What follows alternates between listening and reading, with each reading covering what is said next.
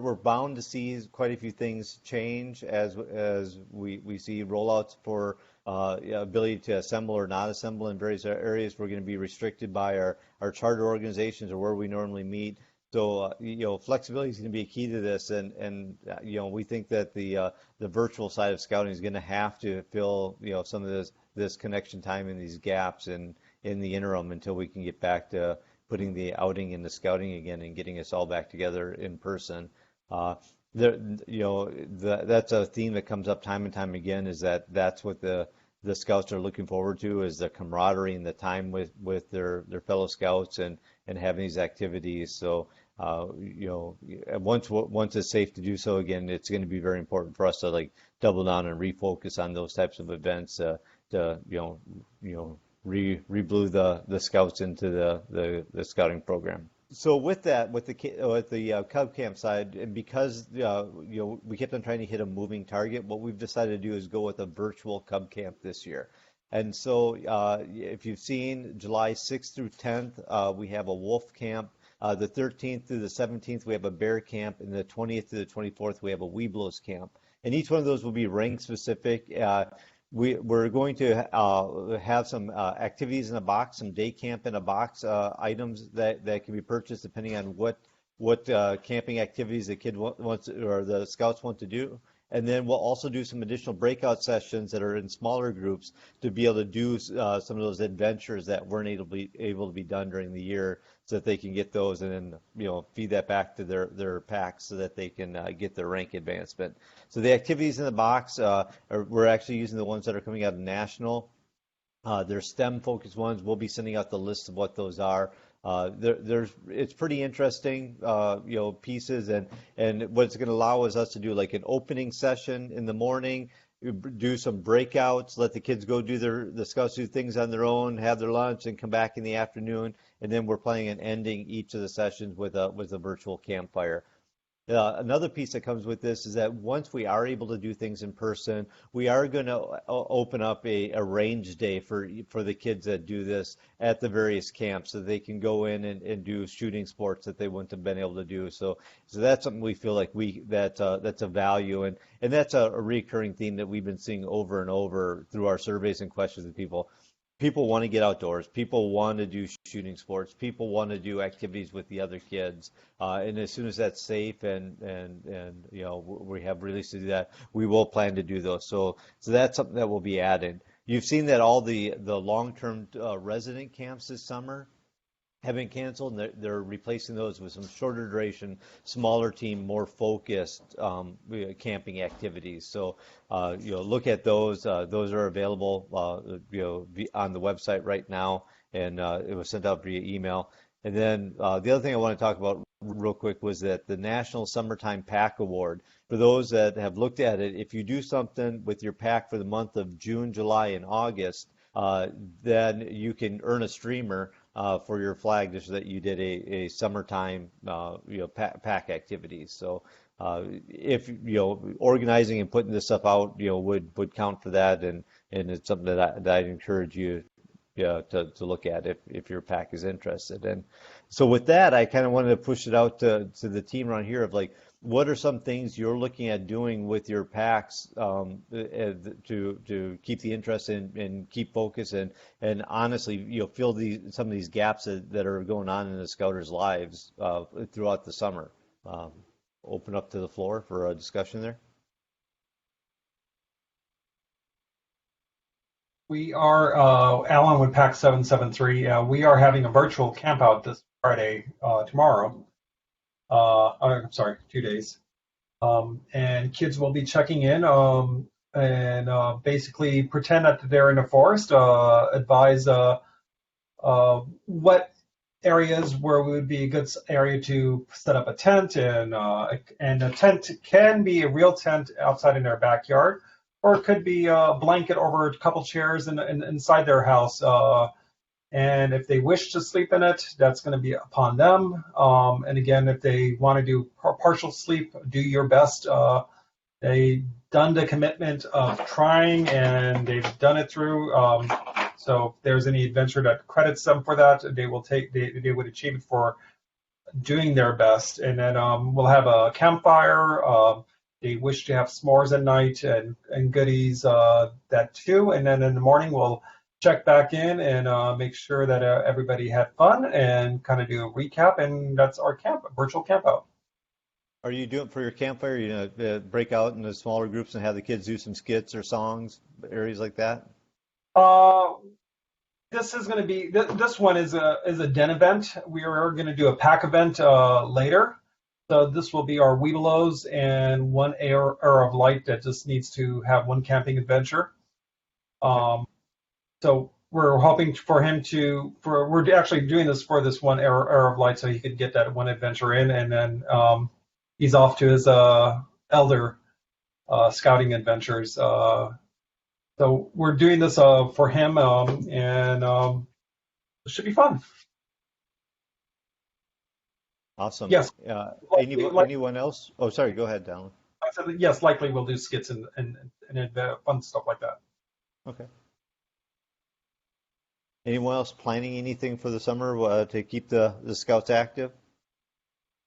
Hi, this is Jim Kennedy with Pack 128 in Palos Verdes. We typically run summer events one a month, and we'll be doing that again. Currently, they're planned as online events, although if things work out by August, we'll be happy to switch those to some kind of socially distanced in person, but that's not likely.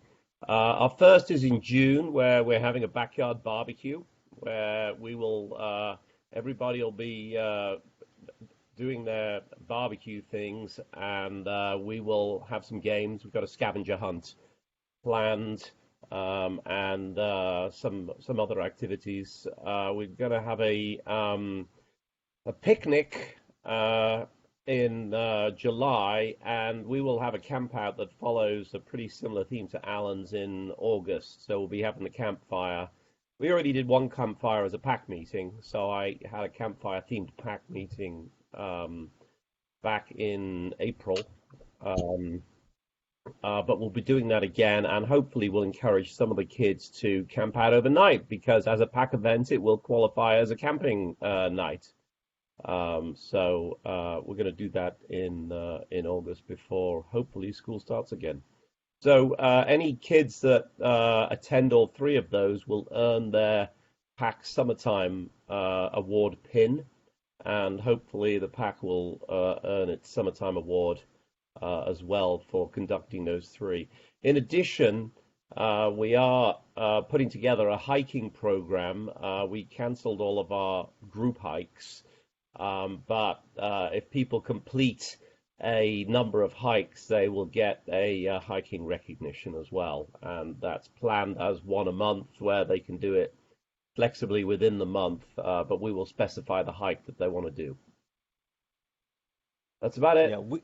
Yeah, that's a good set of activities. We've done a couple hikes on smaller groups right now, and we've also had some families doing some, like Memorial Day. We did some like asynchronous cooking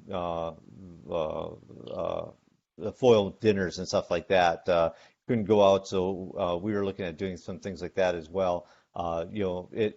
It has been interesting trying to get kids out on, or the scouts out on hikes, because like the carpooling that we would typically do has been brought down. But getting some families together and even hitting some of the local areas, going down to PV, going down to Abalone Cove. It's a great way to get a couple miles in and see some the tidal pools and marine area down there, right? Or if you're more adventurous, we recently just did the Bridge to Nowhere, which is a great day to get out hiking if you're looking for some areas in local, want to cross a couple streams, right? But with the reopening of many of the parks and recreational areas, it is opening up, and then we just keep a little keep our distancing, keep a little more separation, right? And find sanitize, hand sanitizer, and keep things clean, right? Um, For scavenger hunts, a couple of things I've seen that have been pretty effective are, when you get the scouts together, tell them to go find their six scouting essentials around the house and bring those together. that's usually a pretty fun one to see them scrambling for those at the den level. And another one I've seen saw was pretty effective was it was like give me a clue scavenger hunt where the first thing was like a picture of a flower, and then the kids were the scouts were trying to find out like what that flower was, and then something else became like the picture of a factory, but you couldn't really tell what the factory was. And then the third thing was a bottle of like Heinz mustard, and it was the mustard plant to mustard, right? How many clues can you get to this item? So things like that were kind of fun to see the random things that they'd find around their house, guessing what the clue was leading towards, right? So and there's some pretty good ones with the if you look on the in scouting resources, there's some pretty good ones in there that you can use. And Gary, Yes. my experience with these scavenger hunts is there's sort of three broad classes of them. There's kind of scouting related items, household items, and outdoor nature items, a leaf or a flower or something like that. And one of the things that we've been doing is getting them to work as teams. So we'll give them a list of 20 items and say, you got 5 minutes to assemble these 20 items. And, if there's four of them in the group, they have to figure out how to work together so they're not all collecting the same 20, which is pretty fun to watch, actually, because that usually doesn't work out very well for them, depending on the age. As they get past bear into Weebelow, it gets pretty organized. Down at the tiger or the wolf level, it's pretty chaotic, but it's quite fun. Yeah, one of the things that I've gotten on the survey results and through discussion as well is, the effectiveness really depends on, the scout, getting support from the family and having an area that they can do this. A lot of times, with chaos in households with siblings and a bunch of other stuff, it sometimes gets really challenging or hard for some of the kids or scouts to get like focused on the activities. So, having getting them into a space that's good for them and safe and gives them the focus as one of the keys to success that we found up to this point. I just wanted to throw out what we're doing. One of our Weebelow's Den leaders had worked with us to put together a list of Cub Scout summer activities that we can use in lieu of our group activities. And it's anything from build a sandcastle at the beach to build a fort in your living room or bedroom and deck it out, go for a family bike ride, camp out overnight in your backyard, have a family picnic and hike on a trail near you, or have your cub plan a beach day with different things. So we put out some different options that it could do as an individual family, because we are still under a pretty strict order from our charter organization that there is to be no scouting activity. So we want to be really careful about respecting that, and we're really keeping to just within your family type things, and we're using those as our substitute for our normal summertime activity, so they can still earn a summertime badge. We do ask that they take photos and submit those, something to the den leader to show what they did, and that's about it though. Awesome. Yeah, that's we're all kind of running into those same pieces, respecting the county and our local areas and our charter org and national and our district. We're balancing all these together right now. Yeah. Did you have a chance to do advancement then for your pack, or we have not done that yet. We're still getting a few people finishing things up, because that's one of the things we focused on first before the summer activity list, was to make sure that everybody got the requirements done. And the good news was that just about every den was almost complete. Good. So we're still getting in a few of those. And then I know somebody was talking about that right when I came on, that how to do advancement. I don't know whether we may mail them, we may have them be a pickup. I don't want to do a drop off necessarily. We haven't figured that out yet, if somebody else has something that's really working for them, but we've got 49 scouts to cover, so hopefully we keep that many. I would caution you with addresses in Mind-Out Scouting could be outdated. I did do drop-offs for quite a few scouts about a month ago, midterm of awards, and a lot of the addresses were incorrect. So Good point. I appreciate that. Yeah, we would probably send something out via our Shutterfly account, which would go out to everybody and get input from how people would want. If somebody wants it dropped off, I'd be willing to do that, but I'd rather, just arrange a pickup or something. But we're still gathering the data and letting everybody finish up. I was considering on making a form and saying, would you like to have a pickup on which dates, just to align with them, saying, what day are they going to be home or not, and just so they're kind of dressed. Yeah. And my recommendation Good be point. even if you do like a handover and they get their stuff at the beginning of the next year, just pulling the kids together again to like recognize them in front of their peers that hey, these are the ones that earned the rank. Look, they're wearing it now. Make it make a big deal about it at that point at the first opportunity we get back in person, right? Am I right Yeah, and in we're still thinking going to. July 31st for rank advancement this year? Is that the date? Say this again. It's Jeff. Maybe you can answer this one. Like where the cutoff is. I thought it was until the start of the next grade, so it could be based on whenever that school starts. Some schools starting in August or some starting in September. Kind of gives That you would that. be my guess. Yeah. That I could confirm. It is as of the start of the next cycle, which is the beginning of the school year. Yeah, most packs are on the school year. I have seen, like I was talking to my brother about this the other. For some reason, they're based on a calendar year, so they kind of bridge between school years. But they're in Wisconsin and they're kind of backwoods. I don't know. Yeah, and I like doing it later for us, not to put it off, but simply to, as we get closer to the new scout year, which is the school year for us, to re-engage people and get them to join back up again for the next year, because I'm not sure how many we might lose. I'm sure nobody's really sure of that, but I would use that as an opportunity to encourage them to get back in, stay in, and rejoin for the next year again. Yeah, last year we had the advantage of we were able to do the rank advancement at the school end of year award ceremony.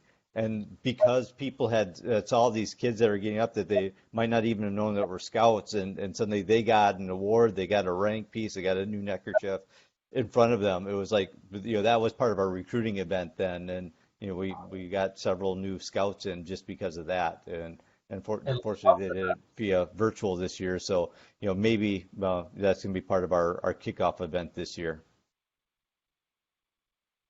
I love that idea. I'm going to work with our principal and get that done. Yeah, they have so many other things they recognize them for. We figured that one would be an easy kill. Well, we're at 8:40 now, Jeff. Do you want us to go back to the main room? We It's covered totally up to you. I mean, if you guys summer still have stuff activities. you want to talk about, I mean, you can, go on for as long as you want. I mean, not like till midnight, but within reason, of course. But We're not running out of tape on the recording. I don't think so. Yeah, it's all digital thing. So the little red light is still blinking. So Just goes to the cloud. yeah, exactly. All digital.